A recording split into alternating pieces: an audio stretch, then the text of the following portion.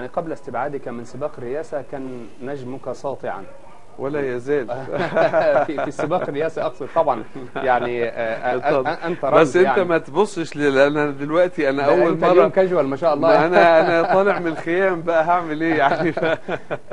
لكن يعني ما هي القرارات التي إذا ما كنت يعني وصلت إلى هذا المنصب أو إلى هذا الكرسي، كرسي رئاسة، أهم القرارات التي كنت ستتخذها في بداية الأمر حيال هذه المعضلات التي تحدثنا عنها؟ والله يا استاذ ايمن،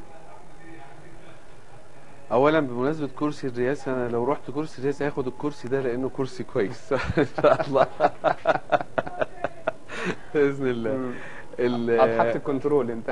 لا خلاص، ده كرسي، ده حاجه ده متهيألي ما فيش في الرئاسه كرسي كده يعني. ويبقى كرسي الجزيره زي تاج الجزيره كده يعني.